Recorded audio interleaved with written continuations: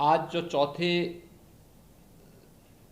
संस्करण में PM package का जो चौथा संस्करण माननीय वित्त मंत्री जी ने घोषित किया है, इसमें जो सबसे बड़ी बात है कि राज्य जिस बात की मांग कर रहे थे कि एफआरबीएम की सीमा को 3 से 5% किया जाए, आज इस मांग को भारत सरकार ने 1 वर्ष के लिए अपनी सहमति दी है। इससे राज्यों को अपने आवश्यकताओं की पूर्ति के लिए लोन लेने की एक सुविधा मिल जाएगी और 3 से 5% की सीमा बहुत अच्छी सीमा है।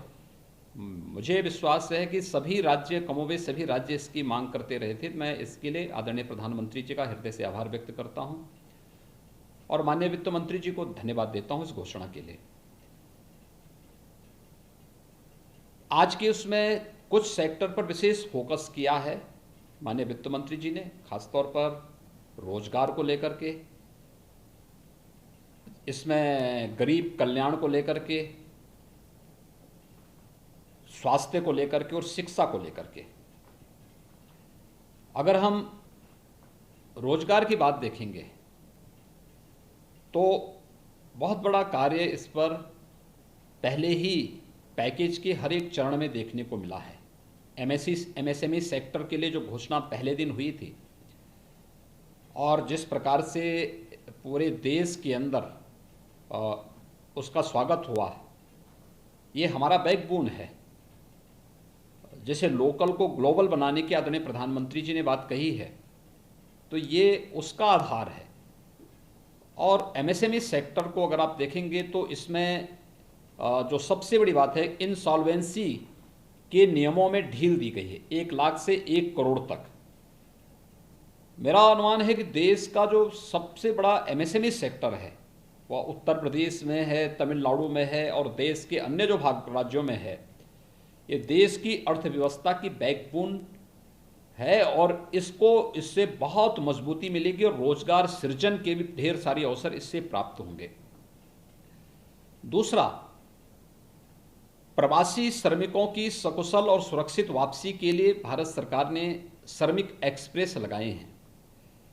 85% रेल मंत्रालय और भारत सरकार इसमें योगदान दे रहा है।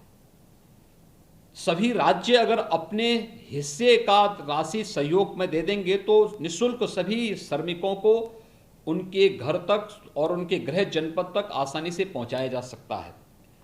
उत्तर प्रदेश में अब तक 475 से अधिक श्रमिक एक्सप्रेस गाड़ियां यहां आई हैं उत्तर प्रदेश में, जिसमें 6 लाख से अधिक प्रवासी श्रमिकों को अकेले हम उत्तर प्रदेश में इन जो श्रमिक एक्सप्रेस लगी हैं इनके माध्यम से सुरक्षित उनके गृह जनपद तक क्वारंटाइन सेंटर में पहुंचाने की व्यवस्था इसके माध्यम से किए हैं।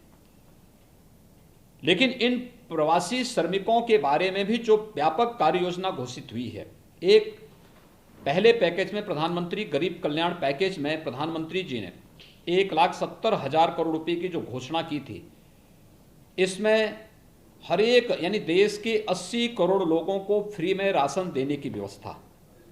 और मुझे प्रसन्नता है कि उत्तर प्रदेश में हम लोगों ने अब तक 18 करोड़ लोगों को हर बार यानी तीसरी बार हम फ्री में राशन उपलब्ध करवा चुके हैं।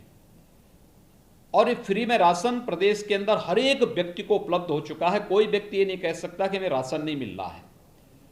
इसके अलावा प्रदेश के अंदर रोजगार सृजन की दृष्टि से भी जो कार्य प्रारंभ हुए हैं, इसमें एमएसएमई सेक्टर में बहुत बड़ा कार्य हुआ है। यहाँ पे जो उद्योग बंद थे उनको प्रारंभ करके उसमें कार्य प्रारंभ हुआ है, उसके माध्यम से बहुत सारे लोगों को रोजगार यहाँ उपलब्ध हुआ है।